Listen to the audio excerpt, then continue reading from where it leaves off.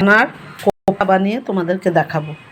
এখানে আমি বাজার থেকে 300 গ্রাম ছানা নিয়ে এসেছি। দেখো, এটাকে আমি চাপে রেখে দিয়েছিলাম শিলনোড়ার একটা ন্যাকড়ার ভিতর দিয়ে, শিলনোড়ার চাপে ঝোলানোর তো জায়গা নেই, তাই দেখো এইটাকে আমি এখন হাত দিয়ে কিভাবে ম্যাশ করি তুমি দেখো। তোমরা এবার এক পাশে নিয়ে নেবে, এইগুলো এক পাশে নিয়ে নেবে। এবার এই যে হাতের যে তালুটা আছে, এই যে তালুটা দিয়ে এরম করে তালুটা দিয়ে এরম করে প্রায় 15 মিনিট, 10 থেকে 15 মিনিট দেখবা এর থেকে একটা ঘি তোমার বেরাবে। এরম করে ঘি বেরোবে, তাহলেই তোমাদের এইটা দেখবা, তখন ভাববা যে হয়ে গেছে।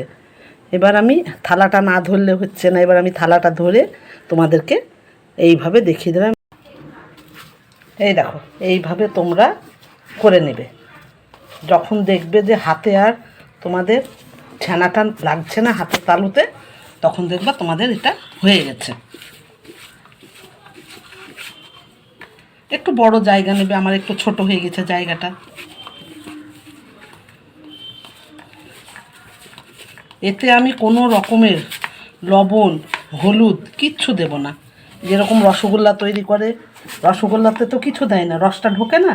এইরকমও আমি এমনভাবে তৈরি করব, তোমরা দেখতে থাকবে যে ভেতরে রসও ঢুকে যাবে।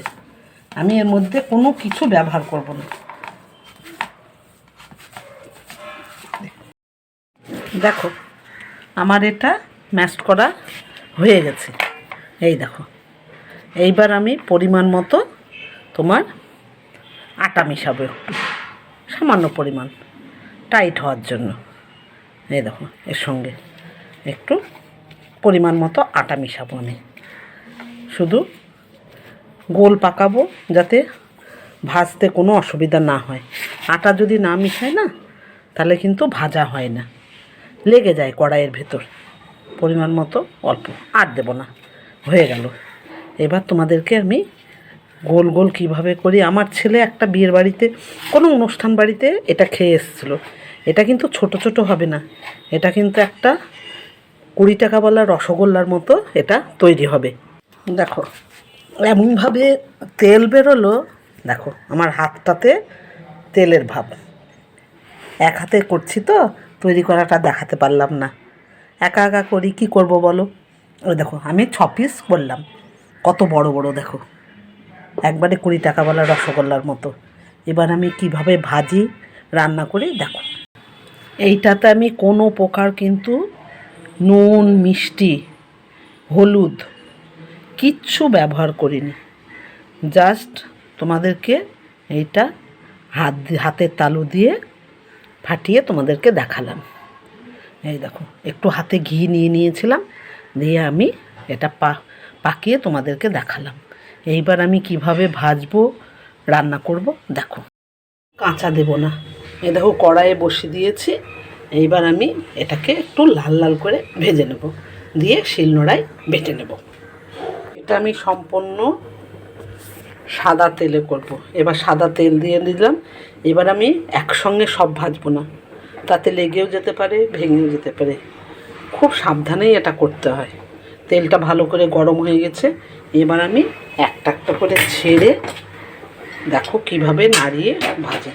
এর মধ্যেও কোনো রকম আমি লবণ কি চিনি কিছু ব্যবহার করব না। তেলটা গরম হয়ে গেছে। এবার আমি আঁচটাকে কমিয়ে দেবো, দিয়ে একটা একটা করে ভাজবো।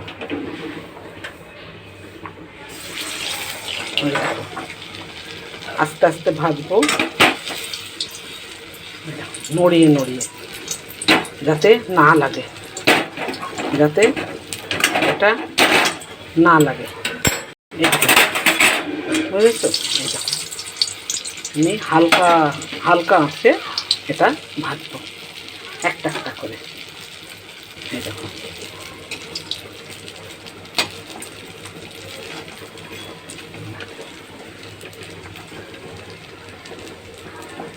দেখেছো? বললাম না, আমার ছেলে কোনো অনুষ্ঠান বাড়িতে খেতে গেছিল, এর থেকেও বড় বড় করেছিল, দিয়ে একটা করে বাটিতে একটা করে দিয়েছিল। বললো মা জানো এরকমভাবে তৈরি করেছে, তুমি পারবে? আমি বললাম হ্যাঁ পারবো না কেন। এই দেখো এবার তুলে আমার কমপ্লিট হয়ে গেল।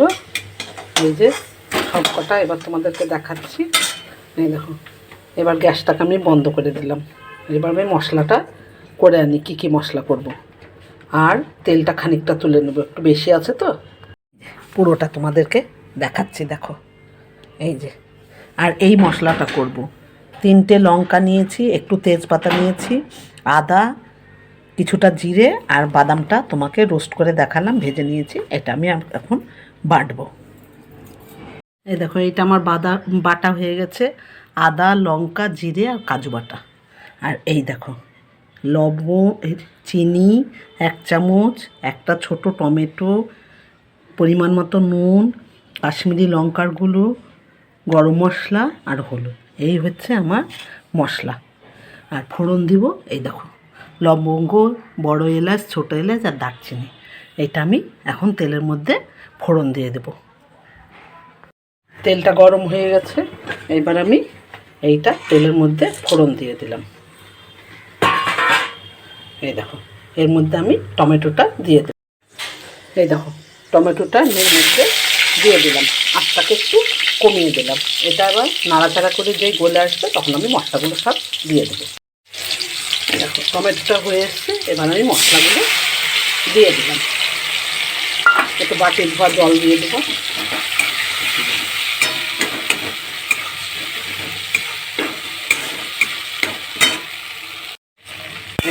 এইগুলো সব দিয়ে দিলাম, নুন, হলুদ, চিনি, লবণ পরিমাণ মতো সব।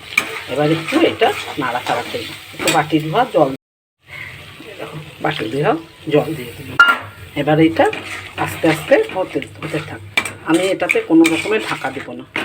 যখন ওই ছানার ওই বড়াই বলো ওটা, আর তোমার রসগোল্লাই বলো, যাই বলো, ওইটা যখন দেবো তখন একটু ঢাকা দেবো। এখন আর কোনো রকম ঢাকা দেবো না, এটা হতে থাকবে।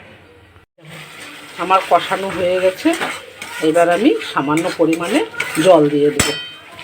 বড়াটার ভেতরে তো ঝোল ঢুকবে, রসটা না ঢুকলে তো ভালো লাগবে না। এবার আমি সামান্য পরিমাণে জল দিয়ে দেবো, ব্যাস আর দেবো না। ঝোলটা ফুটে গেল, এইবার আমি বড়াগুলোকে একে একে দিয়ে দেবো।